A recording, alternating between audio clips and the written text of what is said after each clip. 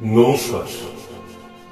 The power of astrology dot Sumanta G Chowdhury আমার এই YouTube চ্যানেলে আপনাদের সবাইকে স্বাগত। আজ আমি আবার একটি নতুন অনলাইন প্রেডিকশন নিয়ে আপনাদের সামনে উপস্থিত। এই প্রেডিকশনটি ভেরি ভেরি ইন্টারেস্টিং এবং এই প্রেডিকশনটির মধ্যে দিয়ে আমি এমন অনেক কথা বলবো, হয়তো সেইগুলো আপনাদের শুনতে ভালো লাগবে না, হয়তো আপনাদের যে অনুভূতি, আপনাদের যে আবেগ এবং আপনাদের যে মূল্যবোধ, সেখানে কিন্তু ঘা লাগতে পারে।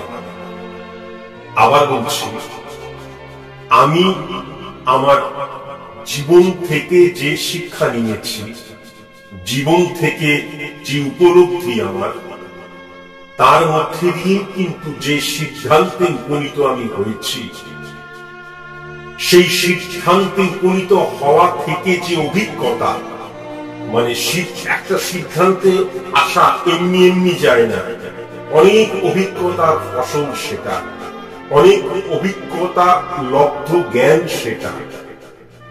সুতরাং এই পুরো অভিজ্ঞতা, এই পুরো সিদ্ধান্ত, এই যে নিয়ম নীতি যেগুলোকে আপনারা বিশ্বাস করেন, সেইগুলোকে আমার অবিশ্বাসের যে যৌক্তিকতা, পুরোটাই কিন্তু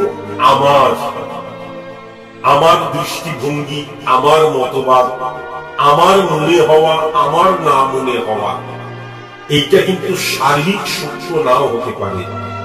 সুতরাং সেটাকে বিশ্বাস আপনি করবেন বা আপনাকে করতেই হবে, নট নেসেসারি। যা কিছু উপলব্ধি, যা কিছু নিয়ম নির্ধারণকে লঙ্ঘন আমার কথার মধ্যে দিয়ে হবে, সেটা আমার ব্যক্তিগত অভিজ্ঞতার ফসল। তখন আমি খুব ছোট্ট ছিলাম, জানেন, খুব ছোট্ট। কলকাতাতে আমার দিদার বাড়ি ছিল। আমার জন্ম তো আসানসোলে, এতদিনে আপনারা সবাই জেনে গেছেন। আমি খুব ছোট্ট ছিলাম। তখন কি হতো, আসানসোল থেকে বর্ধমানে আসতে হতো একটা ট্রেনে, আবার বর্ধমান থেকে কলকাতায় আসতে হতো। কেননা আমি যদি লোকাল ট্রেনে যাতায়াত করি, আর লোকাল ট্রেনেই কিন্তু আমি যাতায়াত করতাম। তো আমি আমার গুরুজনদের সাথে যখন আসতাম, মাঝে মধ্যেই লোকাল ট্রেনে আসতাম। তো আমার একটা অভিজ্ঞতা, খুব ছোট্ট, তখন আমি খুব ছোট্ট, মানে কোনো আত্মীয় স্বজন যদি আমার বাড়িতে আসতো বা আমি কোনো আত্মীয় স্বজনের বাড়িতে যেতাম, তখন আমাকে, যখন তারা চলে যেতেন বা আমি চলে যাচ্ছি আত্মীয়দের বাড়ি থেকে আবার ফিরে যাচ্ছি বাড়িতে, তখন আমাকে কেউ 1 টাকা দিত, কেউ 5 টাকা দিত, কেউ 10 টাকা দিত। আর যে সমস্ত আত্মীয়রা খুব বড় লোক ছিল আমার, তারা 50 টাকা দিত। সেগুলোকে আমি জমিয়ে রাখতাম। আমার খরচার হাত মারাত্মক। এটা আপনারা যারা আমার সাথে মোটামুটি ভাবে যুক্ত, আমার স্টুডেন্টরা তো জানেই যে আমার খরচার হাত মারাত্মক। কিন্তু অহেতুক খরচা বা অপ্রয়োজনীয় খরচা আমি খুব একটা ছোটবেলাতে করি। তো এরকম একটা ঘটনা বলি, যে আমি আমার বাবার সাথে কলকাতায় আসছি। তো বর্ধমান স্টেশনে নেমেছি। তারপরে বর্ধমান থেকে কলকাতার ট্রেন বেরিয়ে আছে। তো আমরা বসে আছি। কোনোভাবে হোক আমার কাছে তখন 20 টাকা, 30 টাকা, 40 টাকা এরকম আমার পকেটের মধ্যে ছিল। কেউ না কেউ আমাকে দিয়েছে। বাবাও যখন আমি কোথাও যেতাম, বাবা বলতে পকেটে এটা রাখ। তখন কিন্তু 20-30 টাকা, 50 টাকা, 100 টাকা খুব একটা মানে যে কম মূল্য ছিল, বা এখনকার মতো 10 টাকা 20 টাকা তা কিন্তু নয়, অনেক মূল্য। তখন অনেক মূল্য। 50 টাকা 100 টাকা মানে বিশাল ব্যাপার ছিল, বিশাল ব্যাপার। তো আমার কাছে 20-30 টাকা এরকম ছিল। আমি জানি না এখন 5 টাকার নোট পাওয়া যায় কিনা। 5 টাকারও কিন্তু একটা নোট ছিল, হ্যাঁ।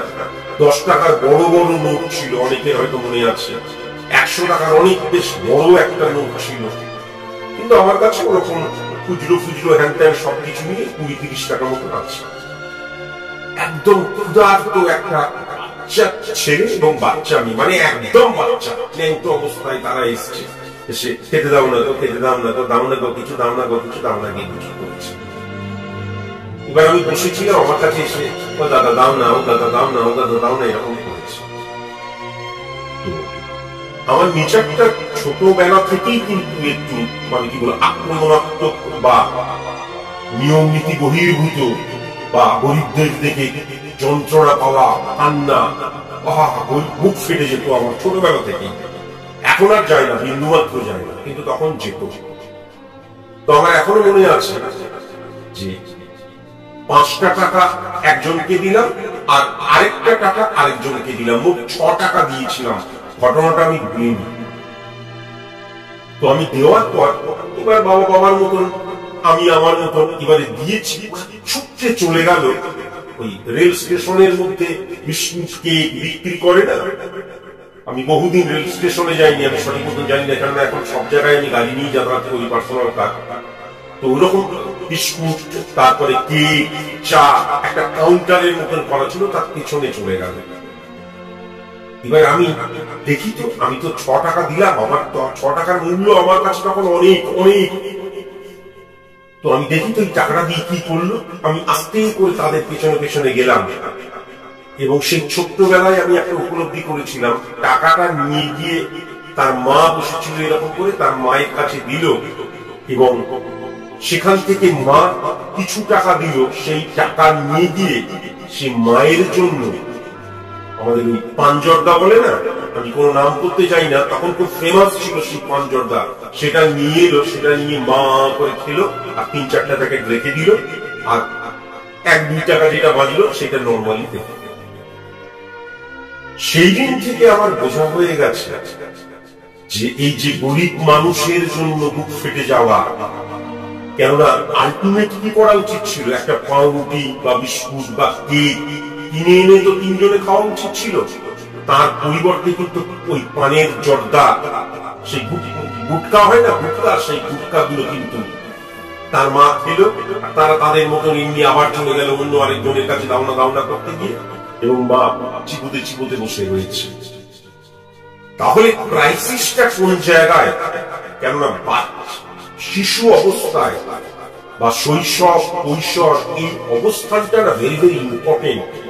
তখন যেভাবে আমরা সমাজটাকে দেখি, যেভাবে আমরা সমাজটাকে বুঝি, যেভাবে সমাজ থেকে আমরা পজিটিভিটি বা নেগেটিভিটিকে অ্যাডাপ্ট করি, সেটা পরবর্তীকালে কিন্তু আমাদের স্থাপত্য হিসেবে দেখা দেয়।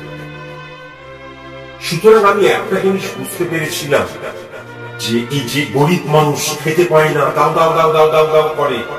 আর সবচেয়ে বড় কথা, কলকাতায় টালিগঞ্জে আমার একটা ফ্ল্যাট ছিল, এখন আর নেই, সেটা বিক্রি করা হয়ে গেছে অনেক আগে, অনেক অনেক আগে। তো ওই বৃহস্পতিবার মাজার বসে, সেখানে সব ভিখারীরা আসে, মুসলিম বলে নয় কিন্তু, হিন্দু মুসলমান খ্রিস্টান সমস্ত ভিখারীরা আসে। তারা যখন আলোচনা করত, আমি ওই জানলায় বসে বসে সেই আলোচনাগুলো শুনতাম, যে কালকে জানিস তো এই সিনেমাটা দেখে এলাম, কালকে ওই সিনেমাটা দেখে এলাম, সিনেমার গল্প হতো। সুতরাং যাদেরকে মানে একদম অভুক্ত ক্রাইসিস, ওরে বাবা কি অবস্থা, খেতে পাই না, ওদেরকে আমি না খেয়ে ওদেরকে খাওয়াই, এই যে মনোভাবাপন্ন এবং তার যে পজিটিভ ইমপ্লিমেন্ট আমার শৈশব থেকে আমি দেখিনি, আজও সেটা আমি কিন্তু লক্ষ্য করতে পারি না। আমি আজও নিঃস্বার্থ দান করি, আমি এগুলো নিয়ে বলতে চাই না, কিন্তু কাউকে কখনো অর্থ প্রদান আমি করি না। তাই জন্য বারবার ধরে আমি বলেছি, অভুক্তকে খাবার দাও, বস্ত্রহীন বা হীনাকে বস্ত্র দাও। ইভেন করোনা ভাইরাসের সময় আমি ছাদ পর্যন্ত তাদের দিয়েছিলাম, যাদের থাকার বন্দোবস্ত ছিল না। কিন্তু কারোর হাতে কখনো অর্থ দিয়ে যাও, তুমি তোমার মতন খেয়ে নাও, তোমার মতন বস্ত্র কিনে নাও, তারা কিনবে না। চ্যালেঞ্জ। তাদেরকে বস্ত্র কেনার টাকা দিলে তারা কি করবে জানেন?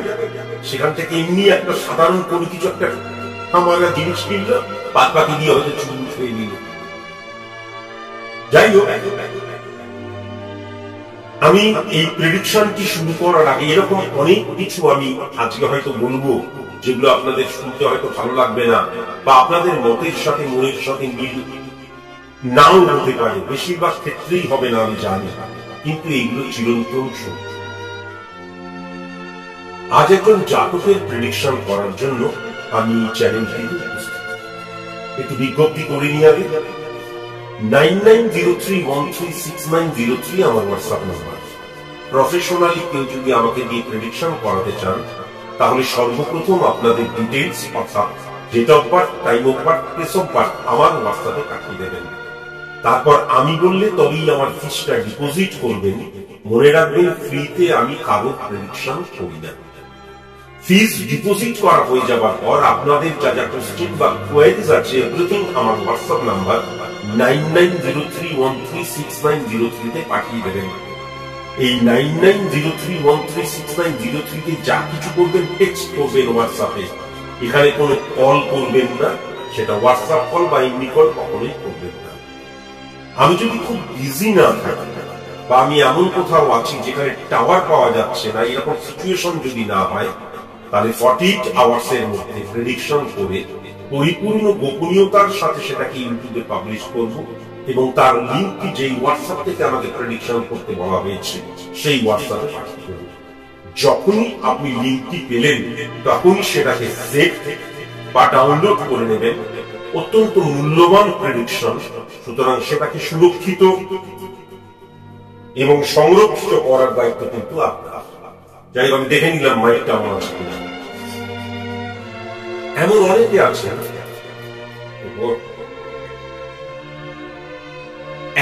অনেকে আছেন, যারা চেম্বারে এসে 1:1 প্রেডিকশন করাতে চান। তাদেরকে জানিয়ে রাখি যে আমার বুকিং নাম্বার হচ্ছে 7003055489। আবার বলছি 7003055489। আরেকটা নাম্বার হচ্ছে 8336856996।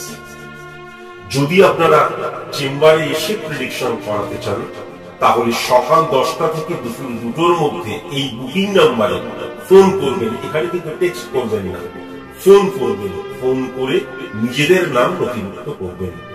আমার অনলাইন প্রেডিকশন ফিস হচ্ছে 3000 টাকা আর আমার চেম্বার ফিস হচ্ছে 1500 টাকা। আচ্ছা, এইবার আমি চলে যাই জন্মছকে। এই জাতকটির জন্মছক যদি দেখা যায় তাহলে কর্কট লগ্ন আমি যেটা লক্ষ্য করতে পারছি, কর্কট লগ্ন এবং তুলা রাশি। 1 নম্বর ঘরে নেপচুন বসে রয়েছে, 2 নম্বর ঘরে বুধ বসে রয়েছে, 3 নম্বর ঘরে রাহু বসে রয়েছে, 4 নম্বর ঘরে চন্দ্র এবং প্লুটো বসে রয়েছে, 5 নম্বর ঘরে শনি বসে রয়েছে, 6 নম্বর ঘরে কোনো গ্রহ নেই, 7 নম্বর ঘরে বৃহস্পতি এবং মঙ্গল বসে আছে, 8 নম্বর ঘরে কোনো গ্রহ নেই, 9 নম্বর ঘরে শুক্র এবং কেতু বসে আছে, 10 নম্বর ঘরে কোনো গ্রহ নেই, 11 নম্বর ঘরে ইউরেনাস বসে আছে, আর 12 নম্বর ঘরে কিন্তু রবি বসে আছে। আর আমি যদি স্পট ইমপ্লিমেন্টেশন ছকটি লক্ষ্য করি, অর্থাৎ আজকের দিনের গোচরগত ট্রানজিটগত যে অবস্থান, 1 নম্বর ঘরে কোনো গ্রহ নেই, 2 নম্বর ঘরে কিন্তু কেতু বসে আছে, 3 নম্বর ঘরে কোনো গ্রহ নেই, 4 নম্বর ঘরে চন্দ্র এবং বৃহস্পতি বসে আছে, 5 নম্বর ঘরে বুধ মঙ্গল বসে আছে, 6 নম্বর ঘরে শনি এবং শুক্র বসে আছে, 7 নম্বর ঘরে কোনো গ্রহ নেই, 8 নম্বর ঘরে রাহু বসে রয়েছে, 9 নম্বর ঘরে রবি বসে রয়েছে, 10 নম্বর ঘরে কোনো গ্রহ নেই, 11 নম্বর ঘরে ইউরেনাস বসে আছে, 12 নম্বর ঘরে নেপচুন এবং প্লুটো বসে আছে। এই জাতকটি প্রথমেই আমাকে যে প্রশ্নটি করেছে সেই প্রশ্নটি আমি তুলে ধরছি, আমি লিখেছি ডায়েরির মধ্যে। আমি এমন একজনের প্রেমে পড়েছি যিনি প্রফেশনালি প্রস্টিটিউশনের সাথে যুক্ত ছিলেন। তাকে আমি শেল্টার দিয়েছি, বিয়ে করব ঠিক করেছি। তো বিয়ে করাটা ঠিক হচ্ছে তো গুরুজি? প্রথমেই জানাই, আমাকে অত গুরুজি বাবাজি এগুলো বলার দরকার নেই। আমি স্যার, আমাকে দেখে আপনাদের কি মনে হয় আমি ওই রকম ধরনবাজি হর হর হরণ করও করি না, সারাক্ষণ ধরে মালাও জপি না। আমি একজন খুব সাধারণ মানুষ, এই সাবজেক্টটা নিয়ে পড়াশোনা করেছি, তাই আমাকে এই সাবজেক্টের মাস্টার মনে করে স্যার বললে আমার সবচেয়ে ভালো লাগে। এইসব বাবাজি গুরুজি এই সমস্ত কথা আমার শুনতেও ভালো লাগে না, আমি বোরিং ফিল করি, মনোটোনাস লাগে আমার এগুলো একদম পছন্দ নয়। যাই হোক, আপনি বলেছেন, ঠিক আছে। আর দ্বিতীয় যে প্রশ্নটা করেছেন সেটা হচ্ছে, আমার যিনি স্ত্রী হবেন তার বর্ণনা যদি দেওয়া যায় তাহলে একটু দেবেন, সেক্ষেত্রে চারিত্রিকগত দিকটাও কিন্তু করবেন। আর তৃতীয় যে প্রশ্নটা করেছেন, বাবা মা এই সম্পর্কটাকে একদম মেনে নিতে পারছেন না, সম্পর্কটা মানে বাবা মায়ের সাথে সম্পর্কটা কি ত্যাগ করবো? এইবার আমি প্রশ্নের উত্তর দিতে শুরু করি। এই যে ছকটা আমি বললাম, এই ছকটা অনেক অ্যাস্ট্রোলজার, শিক্ষানবিশ অ্যাস্ট্রোলজার, মুক্ত অ্যাস্ট্রোলজার, অভিজ্ঞ অ্যাস্ট্রোলজার সবাই শুনলেন। আপনারা নিশ্চয়ই বুঝতে পারছেন যে এই ছকটা দ্বারা ডেফিনিট ভাবে বোঝা যাচ্ছে বহু বিবাহের বোঝা যাচ্ছে। কিন্তু আজকের দিনে দাঁড়িয়ে কেন ফর ইমপ্লিমেন্টেশন ছক ভেরি ভেরি ইম্পর্টেন্ট। আজকের দিনে দাঁড়িয়ে যদি শুক্রকে দেখা যায় তাহলে বৃহস্পতির ঘরে বসে আছে 4 নাম্বার এবং 11 নাম্বার ঘরে অধিপতি গ্রহ এবং শনি কানেক্টেড হয়ে বসে রয়েছে। শুক্রের ঘরে কিন্তু চন্দ্র এবং বৃহস্পতি বসে রয়েছে, তাহলে 4 নাম্বার 6 নাম্বার ঘর কিন্তু কানেক্টেড হয়ে যাচ্ছে, তাই না? 6 নাম্বার এবং 4 নাম্বার ঘরের মধ্যে পরিবর্তন যোগ ক্রিয়েট হচ্ছে। শুক্রের ঘরে বৃহস্পতি, বৃহস্পতির ঘরে শুক্র, তার আন্ডারে চন্দ্র এবং শনি চলে আসছে। এবার এই যে 4 নাম্বার 6 নাম্বার ঘরের মধ্যে 96 কানেকশনের দ্বারা মঙ্গল এবং বুধ 5 নাম্বার ঘরে বসে রয়েছে। সুতরাং আজকের দিনে এই জাতকটি যখন আমাকে প্রশ্ন করেছে যে আমি একজনের প্রেমে পড়েছি এবং তাকে বিবাহ করতে চাই, আজকের দিনের ক্যালকুলেশন দ্বারা এটা পরিষ্কার আমার কাছে হয়ে যাচ্ছে যে এই জাতকটি কিন্তু এর আগেও একটি বিবাহ করেছিল। সে কিন্তু সেটা লুকিয়ে গেল। এটাই তার প্রথম প্রেমে পড়া নয়, এটাই তার প্রথম বিবাহ হতে চলেছে তা কিন্তু নয়। এর আগেও কিন্তু জাতকটি প্রেমে পড়েছিল এবং প্রেমজ সম্পর্কের দ্বারাই বিবাহ হয়েছিল এবং 6 মান্থের মধ্যেই কিন্তু তার ডিভোর্স হয়েছিল এবং সেই ডিভোর্সে মারাত্মক রকমের ঝামেলা হয়েছিল। কেননা মঙ্গল শনির কানেকশন ক্রিয়েট হচ্ছে, আইন আদালত পুলিশ ঝামেলা, গল্প সন্তান বা এককালীন টাকা দেওয়া, কোনো না কোনো ভাবে কিন্তু সেই সম্পর্কটা ইতি টানা হয়েছে, এটা পরিষ্কার কিন্তু লক্ষ্য করা যাচ্ছে। তাহলে এইটি কিন্তু তার দ্বিতীয় বিবাহ। আমাকে লুকিয়ে কোনো লাভ নেই, বারবার ধরে বলেছি যে কাকে প্রেডিকশন করাচ্ছেন আপনি। 101 টাকার কোন অ্যাস্ট্রোলজারকে প্রেডিকশন করাচ্ছেন না, বটবৃক্ষের নিচে বসে থাকা যা পারো তাই দাও বলে আতুশ কাজ দিয়ে হাত দেখার কোন অ্যাস্ট্রোলজারকে প্রেডিকশন করাচ্ছেন না। সুতরাং মিথ্যে কথা বা সত্য গোপন করে যাওয়া বা আমার সত্যটা না বলে চেপে যাওয়াটা, তাতে আপনারই ক্ষতি হবে। আপনার প্রতি যখন আমার ধ্যান ধারণা খারাপ হয়ে যাবে, আমি অত্যন্ত কেটিয়া টাইপের একজন মানুষ, একটু বাদ দিয়ে দিন প্রফেশনালি। সুতরাং কাউকে যখন আমার খারাপ লাগতে শুরু করে, কাউকে যখন আমার নেগেটিভ মনে হয়, কারোর উপর যখন আমি বীতশ্রদ্ধ হয়ে যাই, তখন কিন্তু আমার ব্যবহারিক চিন্তাধারা, ব্যবহারিক প্রয়োগ, কথাবার্তা, সম্মানের জায়গা সব জায়গায় কিন্তু ডিক্রিজ হয়ে যায়। কেননা আমি মানুষটা কিন্তু অত্যন্ত মানে কি বলবো, একবজ্ঞা বা কি বলবো উগ্র টাইপের, বা আমি মনের দিক দিয়ে আমার যদি কাউকে পছন্দ হয়, ভালো লাগে, সম্মানের জায়গা, সে আমার চাইতে ছোট হোক বড় হোক, তাকে আমি লালিত পালিত করি, লালন পালন করি। কিন্তু যখনই কেউ মিথ্যা কথা বলছে, লুকিয়ে যাচ্ছে, চরিত্রহীন, তাদেরকে সহ্য করতে পারি না আমি, তাদেরকে সারাক্ষণ দূরে ঠেলে। বিয়ে করেছেন পরিষ্কার বলবেন, একবার বিয়ে হয়েছে ডিভোর্স হয়ে গেছে পরিষ্কার বলে দিলেই হয়। এক্ষেত্রে নয় আপনি আমাকে পরীক্ষা করছেন, আর তা না হলে আপনি না এটা লুকিয়ে যাই কখনো করবেন না। আমি সেই ধরনের নই, বারবার করে বলেছি। এইবার দ্বিতীয় বিবাহের ক্ষেত্রে, তার মানে এটা দ্বিতীয় বিবাহ। আপনি আমাকে বলেছেন যে একজন প্রফেশনাল প্রস্টিটিউশনের সাথে যুক্ত ছিল, তার মানে আপনি এমন একজনকে বিবাহ করতে চলেছেন তিনি পতিতা ছিলেন, এমন একজনকে বিবাহ করতে চলেছেন যার প্রফেশনালি প্রস্টিটিউশনের কথা বলেছেন। তার মানে প্রফেশনালি প্রস্টিটিউশন মানে প্রত্যেক দিন তার কাছে বা এক এক দিনে 3-4 জন করে বা 2-3 জন করে কাস্টমার তার কাছে আসতো। প্রস্টিটিউট বা প্রস্টিটিউশন সম্পর্কে আমার একটা মারাত্মক ধারণা হয়ে গেছে এই কারণের জন্যই যে আমি যদি লাস্ট 2-3 বছর দেখি, অন্তত কিছু না হোক 30-40 জন প্রস্তুতি আমার কাছে প্রেডিকশন করিয়েছে। হ্যাঁ, সুতরাং তাদের জীবনযাত্রা, তাদের হ্যান এইগুলো সম্পর্কে মোটামুটি আমার ধারণা হয়ে গেছে। যাই হোক, সেটা ভালো খারাপ এই নিয়ে আমি কোনো কথা বলবো না, কিন্তু মনে রাখা দরকার স্যার, আপনি একটা কথা অবশ্যই মাথায় রাখবেন যে আমাদের অভ্যেসটা বড় মারাত্মক জিনিস। এটা আমি বারবার ধরে বলেছি। অভ্যেস ভালো থাকাটাও অভ্যেস করতে হয়, খারাপ থাকাটাও অভ্যেস করতে হয়, চরিত্রহীন হওয়াটাও অভ্যেসের ব্যাপার, চরিত্রবান হওয়াটাও অভ্যেসের ব্যাপার।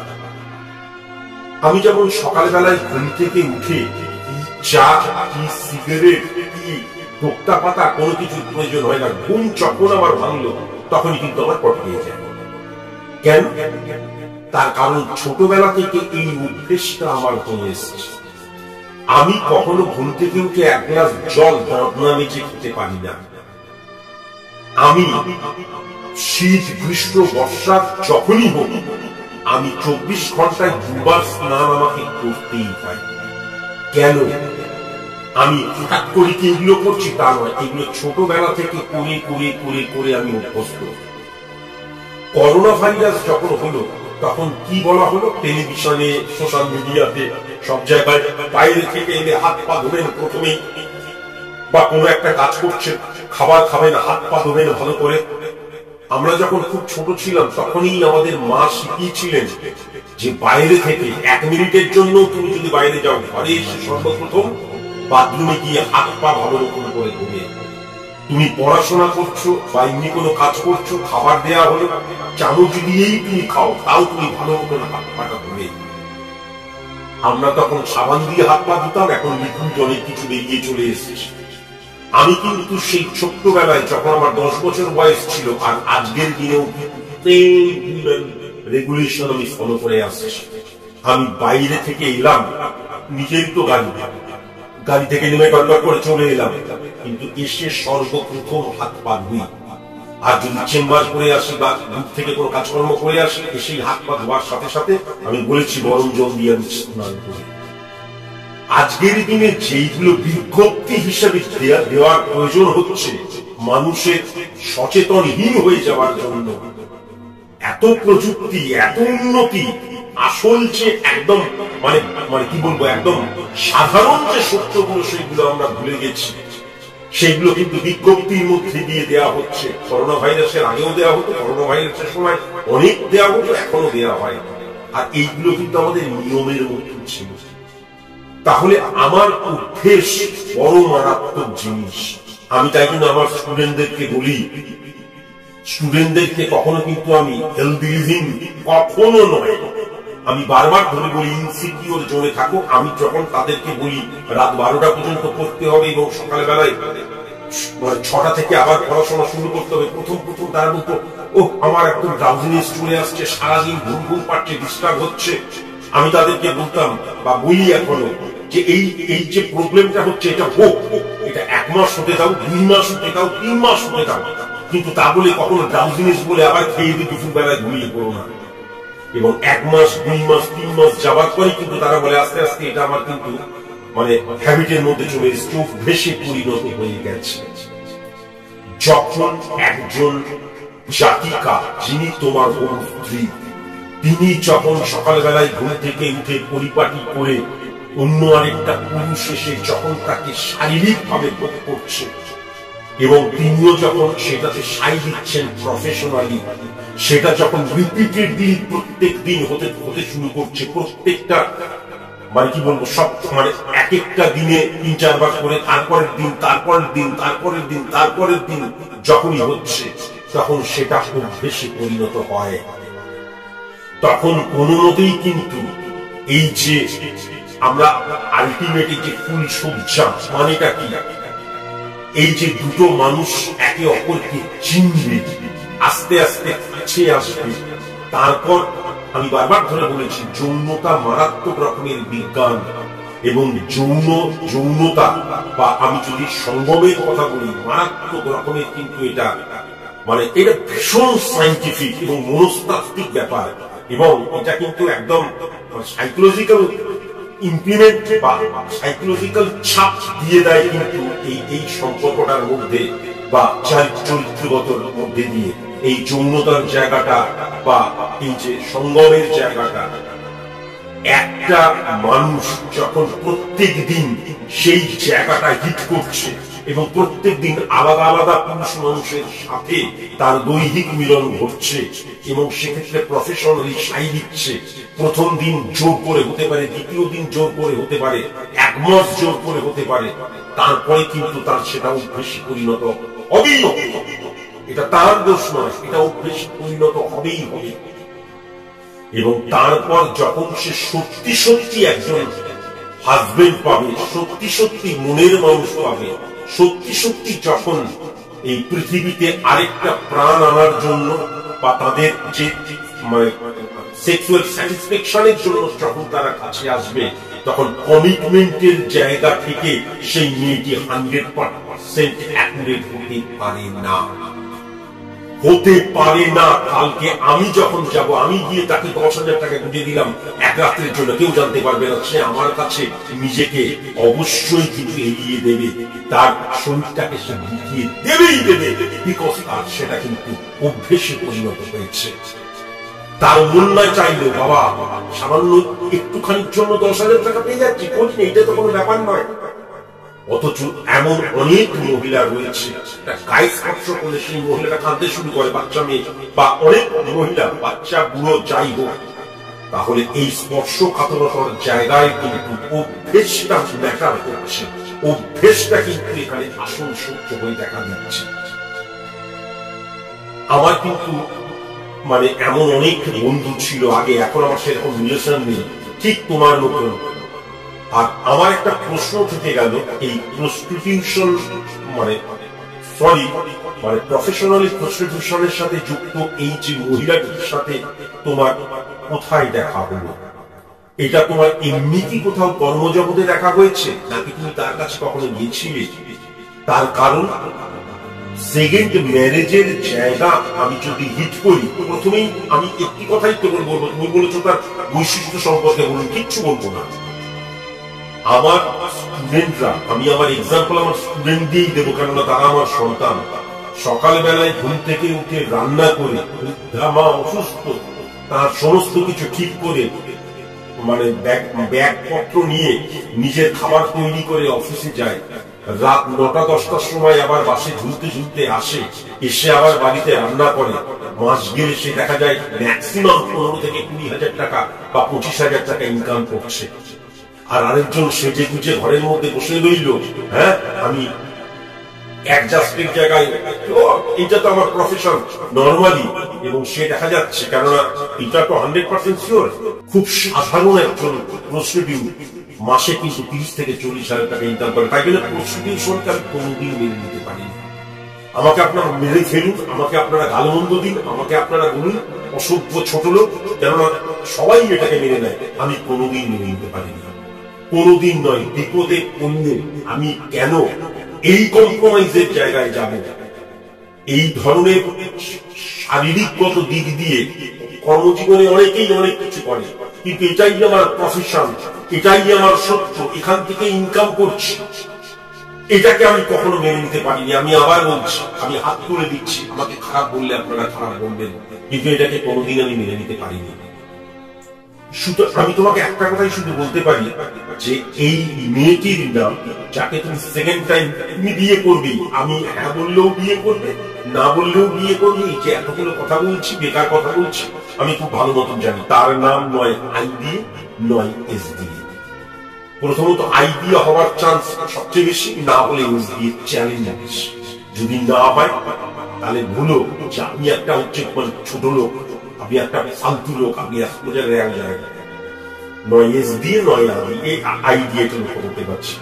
কিন্তু যেটা আমি দেখতে পাচ্ছি, যে এই যে সেকেন্ড ওয়াইফ তোমার এই হতে চলেছে, এই সেকেন্ড ওয়াইফের, কেননা শুক্র দ্বারা 6-9 কানেকশন 9-6 কেতুকে হিট করছে, এ একদম কমিটমেন্টের জায়গায় ঠিক থাকবে না। এবং তোমার দিকে ভালো এই মেয়েটিকে ভালোই লেগেছে, নারী অঙ্গ বা তার চাল চলন, তার ফিগার, যাকে বলে না সেক্সি, সেই ধরনের কি হট কি সেক্সি, এই টেন্ডেন্সি নিয়ে কিন্তু এটাকে প্রেমে করা বলে না।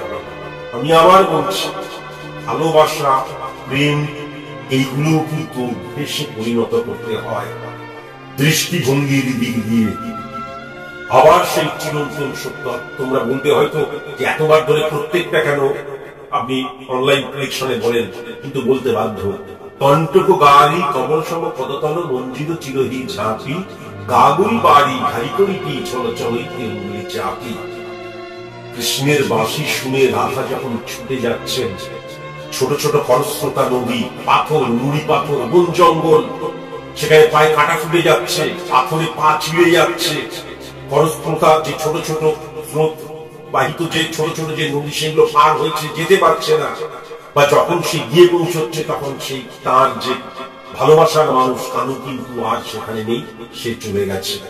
তখন রাধা কিন্তু ঘরের মধ্যে জল বারংবার জল ঢেলে ঢেলে পিছন করছে, সেখানে কাঁটা ঢালছে, সেখানে পাথর রাখছে, দেখে সে হাঁটা প্র্যাকটিস করছে। কেন না এইটা অভ্যেসে পরিণত হলে সে রাত্রিবেলায় যখন বাঁশি শুনে কানুর কাছে যাবে, তার ভালোবাসার মানুষের কাছে যাবে, তখন তার প্রতিবন্ধকতা সৃষ্টি হবে না। কত বড় কথা, কত সত্য কথা, এই কথাটা যেদিন বুঝবে, বোঝার মতন তোমরা মানুষ নয়।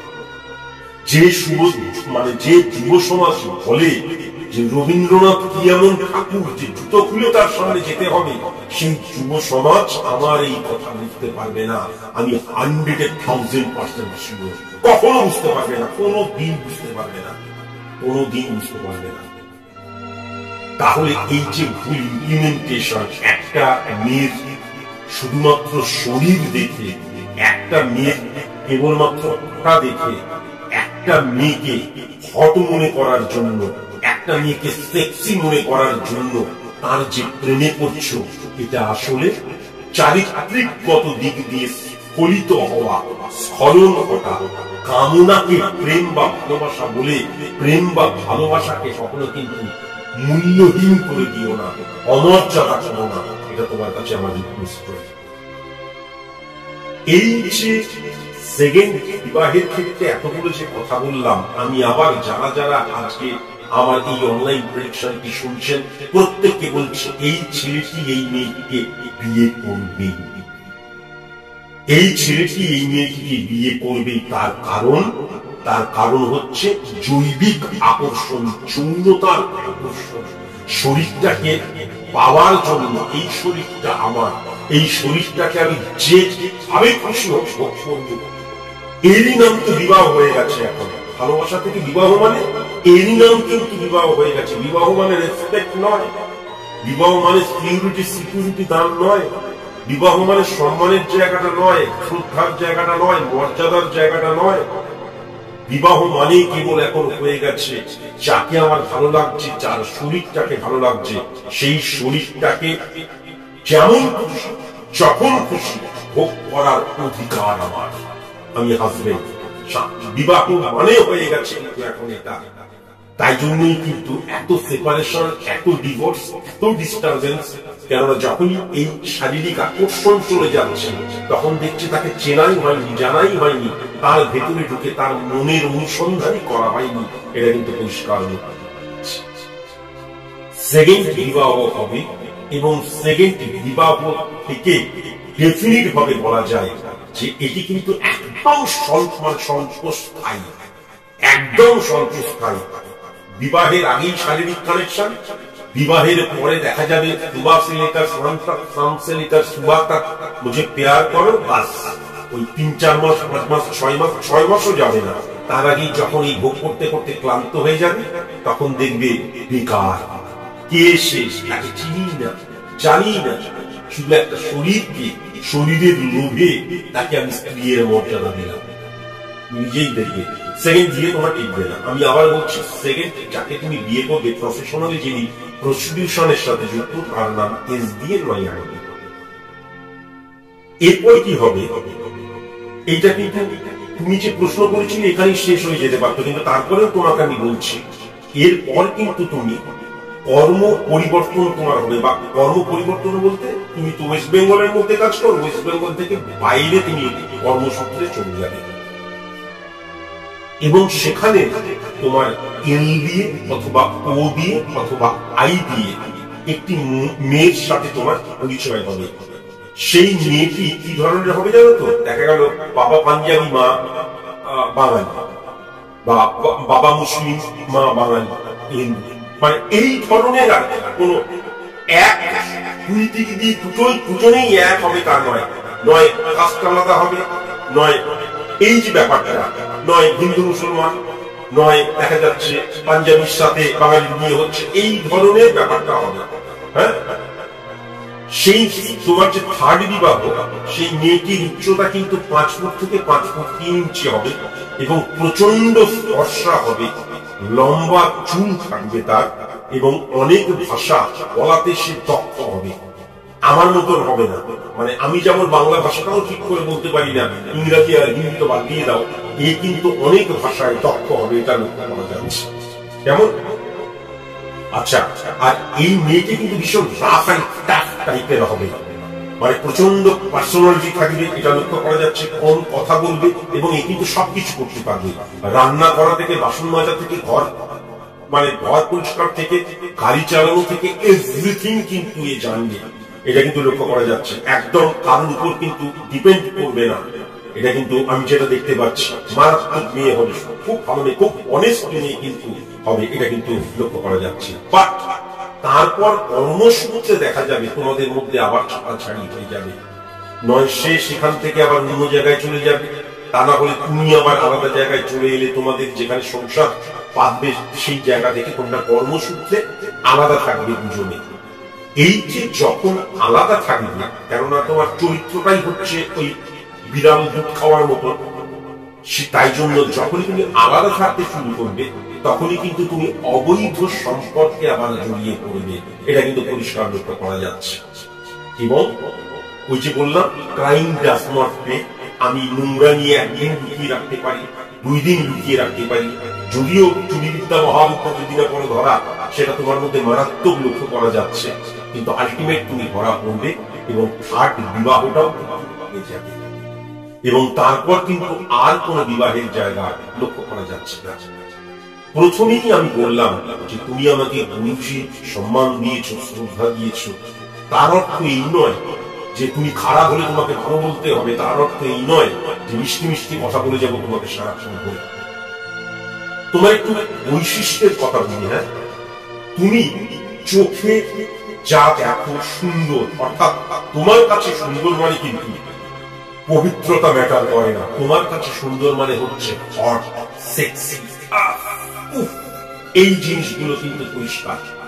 এই যা কিছু এই হট জিনিসকে তুমি দেখো, বিশেষ করে মহিলাদের ক্ষেত্রে, সেইগুলোকে পাওয়ার ইচ্ছা, সেইগুলোকে পাওয়ার ইচ্ছে তোমাকে অসংযমী করে তোলে। এবং এই অসংযমীটা তুমি কিন্তু ওই স্কুল লাইফ বা কলেজ লাইফ থেকে প্র্যাকটিস করতে করতে করতে করতে আজকে এটা তোমার অভ্যেসে পরিণত হয়েছে, এবং এইটাকে তুমি কিন্তু পরবর্তীকালেও ছাড়তে পারবে না। আমার কাছে এরকম অনেক 60 বছর, 65 বছর, 70 বছর, 75 বছরের মানুষ এসছে, যাদেরকে আমি দেখেছি চরিত্রহীন। এখনো বাচ্চা বাচ্চা মেয়েদের দেখলে বা যে কোনো রকমের তোমার সুফল, তোমার কথায় হট মেয়েদের দেখলেই কিন্তু তাদের কিন্তু দেখে যায় মানে নড়ে ওঠে, হ্যাঁ, তাদের অ্যান্টেনা খারাপ হয়ে যায়, এটা আমি লক্ষ্য করেছি। এটাই হচ্ছে ব্যাপার। তুমি ভীষণ অসংযমী ছেলে এবং সেটাকে তুমি প্রত্যেকদিন প্র্যাকটিস করে চলেছ, সেটাকে লালন পালন করে চলেছ বলে সেটা আরো অসংযমীর দিকে চলে যাচ্ছে। তুমি ভীষণ সুন্দর দেখতে, তুমি অত্যন্ত ফর্সা। সবচেয়ে বড় কথা হচ্ছে কোন পুরুষ যদি ফর্সা হয় তাহলে তার ডিমান্ড মারাত্মক। বাবা, পুরুষ মানুষ আবার ফর্সা, আরে বাপরে বাপ। আমাদের সমাজ, আমাদের রাষ্ট্র, আমাদের মন, আমাদের নীতিবোধ, আমাদের দৃষ্টিভঙ্গি এত কলুষিত, এত কলুষিত এবং এত মানে কি বলবো, এত ভুল পথে চালিত যে তার ফলেই আমরা প্রতি মুহূর্তে হোঁচট খাই। চাই এই ব্যাপারে আমি কিছু বলতে চাই না। কোন একটি পুরুষ মানুষ ফর্সা, কি কি হ্যান্ডসাম রে, কি হ্যান্ডসাম। কালো দেখ, তার মানে নিশ্চয়ই সরকারি চাকরি করে, তাই এত ভালো বউ পেয়েছে। আমরা সোশ্যাল মিডিয়াতে দেখি কিনা, কিন্তু ফর্সা কালো দিয়ে কিচ্ছু ম্যাটার করে না। আমি কালো, সো হোয়াট, হতেই পারি। একজন ফর্সা বলি সে হ্যান্ডসাম হয়ে গেল। যাই হোক, তুমি ফর্সা, তুমি 6 ফুট বা তারও বেশি কিন্তু তুমি লম্বা, এটা আমি লক্ষ্য করতে পারছি। ভীষণ সুপুরুষ তুমি। হ্যাঁ, তোমাকে দেখলে পরে ঢেউ খেলানো চুল, ফর্সা, লম্বা, ছিমছিমে। আমরা সবসময় যেহেতু বাইরেটা দেখি, তাই জন্য তুমি যখনই কোনো অবৈধ সম্পর্ক বা ভুল সম্পর্ক বা ভুল অপোজিট সেক্সকে যখনই তুমি কোন রকমের প্রপোজ করো বা তার কাছে যাও, সে কিন্তু তোমার আন্ডারে চলে আসে। ওই যে তুমি ফর্সা, ঢেউ খেলানো চুল, 6 ফুটের উপর লম্বা। আমরা তো সারা জীবন বাইরেটা দেখে এসেছি, এবং আমাদের সাহিত্যও তাই বলেছে, চোখের দাবি বিক্রিয়ে পড়ে তখন তো যেমন, তাই তো ভাই মনের আগে লুকিয়ে রাখেন জন। অস্বীকার করে লাভ নাই, সেই ফাঁদেই আমরা পা দিই। আমি যতই বলি এই ফাঁদে আমরা পা দেবই দেব। আমরা কোন সুন্দরী মেয়েকে দেখলেও তার গুণ আছে কিনা, তার মধ্যে মর্যাদা বোধ আছে কিনা, তার মধ্যে রেসপেক্ট, তাকে রেসপেক্ট করার যে আছে কি, তার ভ্যালুটা কি, সেটা না দেখে দেখতে আরে এসব ব্যবস্থা করে তোমার ভাই, একে পেলে আমি জীবন ধন্য হয়ে যাবো। আমি যতই বলি এই পরিবর্তন জীবনে কোনোদিন আসেনি, কখনো আসবে না। এই নেগেটিভিটি ইনক্রিজ করতে করতে করতে করতে আমি জানি, আমি যদি নেক্সট 5 বছর 10 বছরের মধ্যে না মরে যাই, তাহলে মৃত্যুর আগে আমি দেখে যাব যে একদম এই যে ওপেন রিলেশনশিপ এবং এই যে নেগেটিভ ইনফ্লুয়েন্স, একদম আর মানুষ নেই। অন্তত সম্পর্কের দিক দিয়ে, মর্যাদার দিক দিয়ে, সংযমের দিক দিয়ে সবাই আমরা পশু হয়ে গেছি। আমি 5-10 বছরের মধ্যে মৃত্যুর আগে দেখে যাবো, যদি আমি বেঁচে থাকি, এটা ডেফিনিট ভাবে বলতে পারি। যেভাবে অক্ষয় হতে হতে হতে হতে শেষ হয়ে যাচ্ছে। আজকে একটি মেয়ে যদি একটি কবিতা বলে, একটি গান গায়, দেখা গেল খুব খুব ভালো কিছু করলো, দেখা গেল যে 1000 জন লাইক করলো বা কমেন্টস করলো, কিন্তু একজন পিঠ দেখা, একজন নাভি দেখা, একজন বুক দেখা, আর একজন নেচে নেচে যায়, আর একজন যদি নেমটি করে যদি হেঁটে হেঁটে যায়, তাহলে তো হয়ে গেল দেখবে কয়েক লক্ষ মানে অ্যাঞ্জেল।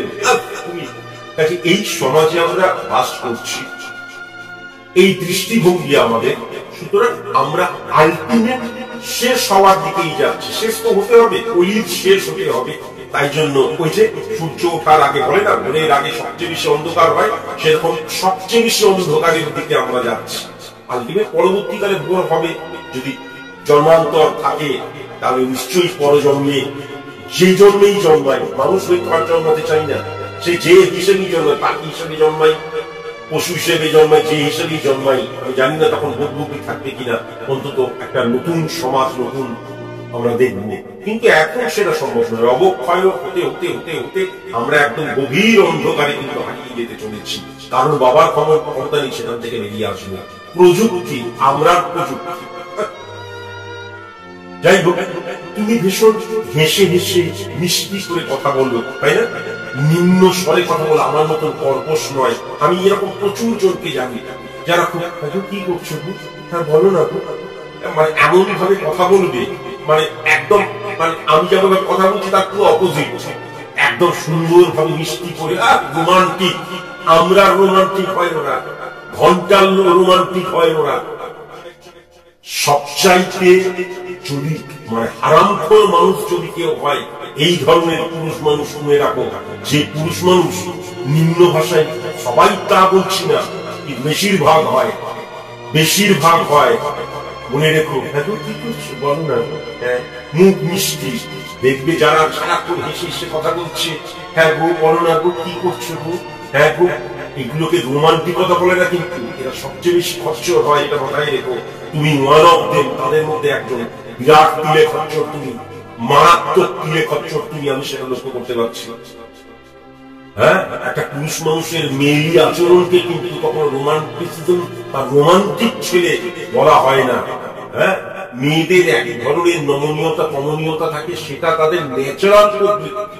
আর একটা ছেলে যখন বলো না কি করছো, মুখ মিষ্টি এমন করে তোমার সাথে, আর মেয়েগুলো, আজকালকার মেয়েরা সেই সমস্ত ছেলেদেরকে কিন্তু বেশি পছন্দ করে।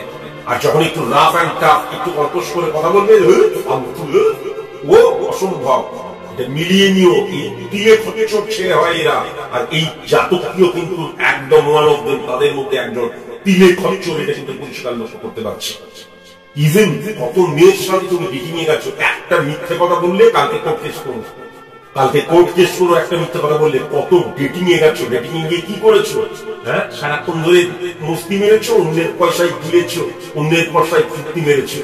হ্যাঁ, খারাপ ভাবে নেবেন না ভাই। আমি যদি কখনো কোনো মেয়ের সাথে কোথাও ঘুরতে যাই বা কোনো জায়গায় যাই, আর সেখানে কোনো মেয়ে যদি বলে, সে আমার বয়সী হোক, আমার কম বয়সী, বেশি বয়সী, যে বয়সী হোক, কেউ যদি বলে যে আইসক্রিম খাওয়াচ্ছি, ফুচকা খাওয়াচ্ছি, এবারে আমি পয়সা দিচ্ছি, আর কনস্ট্যান্ট তারপরে দেখা গেল বিরিয়ানি, বা তারপর দেখা গেল ফ্রাইড রাইস, চিলি চিকেন, বা দেখা গেল ভাত খাওয়ার জন্য সে পয়সা দিচ্ছে, হোটেল ভাড়াও সে করছে, গাড়ি ভাড়াও সে করছে, হ্যাঁ, আর আমি শুধুমাত্র তাকে জড়িয়ে ধরে রোমান্টিসিজম করছি, ওরকম পুরুষ মানুষ হওয়ার চাইতে মরে যাওয়া অনেক ভালো, মরে যাওয়া অনেক ভালো।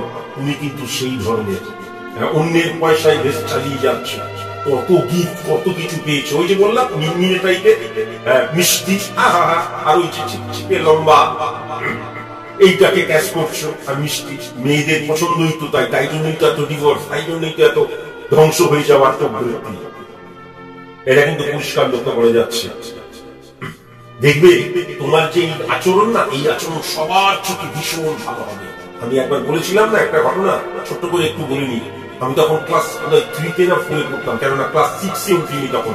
6-এ আমাদের 10টা থেকে 10:30 থেকে না 11:30 থেকে ক্লাস ছিল তখন সকালবেলা, মানে ক্লাস 5-এও পড়তে পারি বা ক্লাস 4-এও পড়তে পারি। তো কেউ যখনই বমি করতো না, তখনই আমি এই বমি পরিষ্কার করবি, কারা কারা, তখন কিন্তু আমি হাত তুলতাম। আর আমি, আমার হাইট এমনিতেও কিন্তু ওই 5 ফুট 8.5-9 এই টাইপের হবে। আর আমি অত্যন্ত কালো ছিলাম, এখনো যেমন কালো, তখন আরো বেশি কালো ছিলাম, এবং দেখতে অত্যন্ত খারাপ ছিলাম। আর মা জব করে তেল মাখিয়ে দিতে, মধ্যে খাড়া খাড়া চুল হয়ে থাকবে।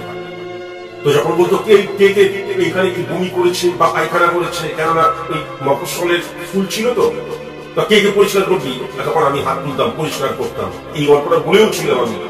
এক সময় যখন মানে জিজ্ঞেস করা হচ্ছে এই তোমাদের মধ্যে একদম বড়া, তখন কিন্তু আমাদের ওই প্রথমে যে ওই প্রার্থনা হয়, একদম মানে ক্লাস 1 থেকে ক্লাস 5 পর্যন্ত সবাই দাঁড়িয়ে রয়েছে, এইখানকার কে মনিটর হবে, তখন আমি হাত তুলেছি। আমি জানি ভাই আমি এত কিছু করি, আমি তো নেতা, আমি তো নিশ্চয়ই আমাকে সবাই সম্মান করবে, ভক্তি মানে আমাকে সম্মান তো করবেই, যে হ্যাঁ এই হোক, এ তো এত কিছু করে। সবাই যখন খেলতে চলে যায়, তখন আমি গু পরিষ্কার করছি, মুখ পরিষ্কার করছি, পায়খানা পরিষ্কার করছি, হ্যাঁ ভূমি পরিষ্কার করছি। আরেকটা ছেলেও কিন্তু সেম ওরকম ধরনের মিনমিনি টাইপের। আমি বিশ্বাস করবেন না, কি পুরুষ কি নারী, এই গল্পটা আমি বলেছিলাম। মানে আমাদের যে বন্ধু বান্ধব ছিল, মানে স্টুডেন্ট ছিল, ছেলে মেয়ে, একটা কেউ বলেছিল কারা কারা এই সুমন্তকে চাচ্ছে, একটা কেউ হাত তোলেনি, একটা কেউ হাত তোলেনি। 40 জন না 50 জন ছিল ছেলে মেয়ে মিলিয়ে, কেউ হাত তোলেনি। তাকে সবাই মনিটর হিসেবে তাকে পেতে চাই। আমি সেদিন বুঝতে পেরে গেছিলাম, ও এই জিনিসগুলো আমি কখনো ভুলিনি। আমি বললাম না, আমি কখনো ভুলিনি। আমি দরকার হলে 1 লাখ টাকা ফুর্তি করে উড়িয়ে দেবো একা কোথাও গিয়ে, কিন্তু একটা গরিবের মুখে আমি কখনো ভাত দেবো না। আর যদি দিতে হয়, তাহলে সেই গরিব মানুষটাকে আমি নিজে বসে খাওয়াবো। এসব ধান্দাবাজি জায়গা আমি প্রচুর দেখেছি।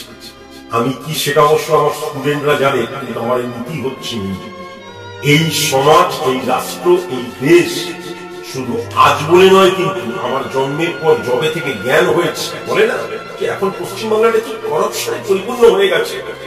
জন্মের পর থেকে আমি এই করাপশন দেখে আসছি।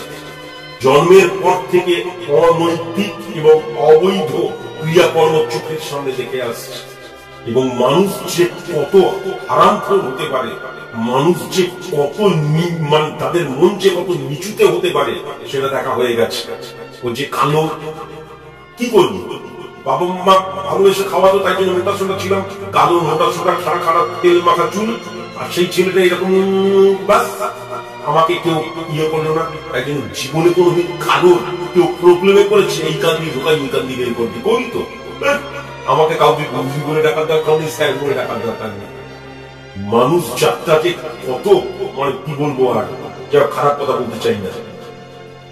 তুমি ঠিক এই ধরনের ছেলে কিন্তু আমি লক্ষ্য করতে পারছি। তোমার তোমার এবং তোমার 14 পুরুষের যদি ক্ষমতা থাকে, আমি যে কথাগুলো বলছি একটা কথাকে কেটে দেখিও, সিঙ্গেল কথাকে তুমি কেটে দেখিও, বা আমি যদি একটা কথা ভুল বলি, তুমি আমাকে নিয়ে যে কোনো স্টেপ নিও। তুমি আমার সামনে এসে কখনো দাঁড়াতে পারবে? তোমার ক্ষমতা আছে, তুমি সামনে এসে আমার দাঁড়াবে তো? দাঁড়াতে পারবে না। তুমি আমাকে প্রশ্ন করেছো যে মা বাবাকে মেনে নিতে পারছে না, মা বাবার সাথে সম্পর্ক ত্যাগ করবো? কখনো করতে যেও না। মা বাবার সাথে সম্পর্ক কখনো ত্যাগ করতে যেও না। আজকে নয়, থার্ড বিয়েতেও নয়, পরবর্তীকালে বাবা মা বৃদ্ধ বৃদ্ধা অবস্থাতেই কিন্তু তোমাকে সাপোর্ট করবে এবং তোমাকে বাঁচাবে। আজকের দিনের ডায়েরিতে নোট করে নিতে দিও। আমি একটা জিনিস কিছুতেই বুঝতে পারি না, যে আমার অনেক বন্ধু রয়েছে, আমি একজন পুরুষ, তাহলে আমার ছেলে বন্ধু থাকবে অনেক। একজন পুরুষ মানুষের 95 থেকে 99% মেয়ে বন্ধু হবে কেন? হ্যাঁ, এত কিসের মানে চুলকানি আমি কিছুতেই বুঝতে পারি না।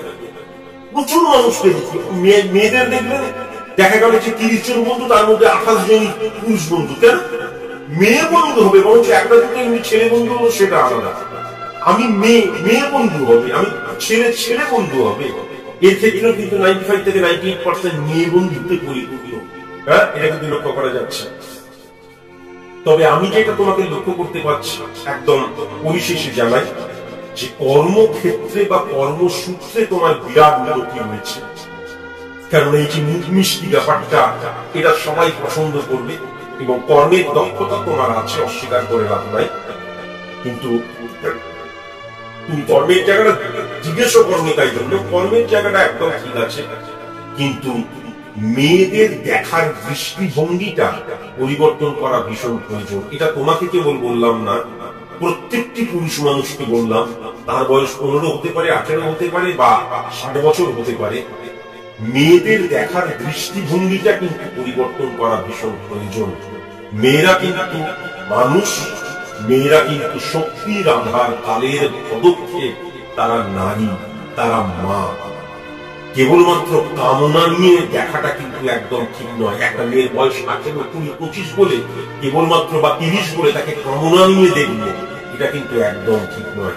এটাকে রোমান্টিসিজম বলে না, এটাকে প্রেমিক সত্তা বলে না, হ্যাঁ, এটাকে অপোজিট আকর্ষণ বলে না, এটাকে ছ্যাঁচড়ামি বলে। এটা কিন্তু মাথায় রাখার প্রয়োজন আছে।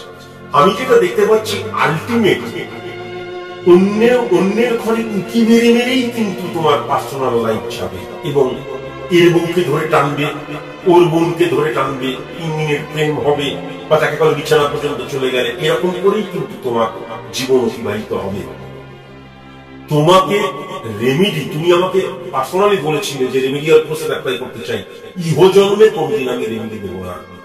পৃথিবীতে আমার কাছে যদি কোনো ডাকাত আসে, রেমিডি দেবো। চোর আসে, রেমিডি দেবো। ছেঁচড়া চোর আসে, ছিচকা চোর আসে, রেমিডি দেবো। কিন্তু চরিত্রহীনদের জন্য আমি নই। চরিত্রহীনদের আমি কখনো কোনো রকমের কোনো দিক দিয়েই সাহায্য করি না। তোমার যদি কোনো প্রশ্ন থাকে, প্রেডিকশনটি শোনা 24 ঘন্টার মধ্যে 9903136903 অবশ্যই তুমি জানিও তোমার প্রশ্ন, টেক্সট করে আমি হোয়াটসঅ্যাপ মারফত উত্তর দেব। আজকের মতো এইটুকুই। একদম যেতে যেতে শুধু এইটুকুই বলি যে আমার কাছে যখন প্রেডিকশন করাচ্ছ, তখন ভালোকে ভালো, খারাপকে খারাপ বলতেই হবে। তোমার মন মানসিকতা দৃষ্টিভঙ্গি, বিশেষ করে মেয়েদের প্রতি, বা তোমার চারিত্রিকগত যে টেন্ডেন্সি, প্রেম করব, মেয়েটাকে ভোগ করব, অথচ 1 পয়সাও খরচ করবো না, এই ধরনের যে টেন্ডেন্সিটা, এই টেন্ডেন্সিটা আমার অত্যন্ত খারাপ লেগেছে, এবং তোমাকে একজন চরিত্রহীন ছেলে বলে আমার মনে হয়েছে। তাতে তুমি আমাকে গুরুজির পরিবর্তে কালকে শহরের বাচ্চা বললেও আমার কোনো যায় আসে, আমার কোনো যায় আসে। তোমার কোনো প্রশ্ন থাকলে অবশ্যই তুমি 1000টা প্রশ্ন পাঠিও, কিন্তু কোনো রেমিডিয়াল প্রসেস অ্যাপ্লাই তোমাকে আমি করবো না। আজকের দিনের ডায়েরিতে লিখে রেখে দিও, বা এটাকে সেভ করে রাখছো। তোমার 3টে বিবাহ হবে, বিবাহ হয়ে গেছে, আরো 2টো বিবাহ হবে। আলটিমেট বিবাহিত জীবন তোমার ক্ষেত্রে দেখতে পাচ্ছি, কোনো মতেই আমি দেখতে পাচ্ছি। আজকের মতন এইটুকুই লক্ষ্য।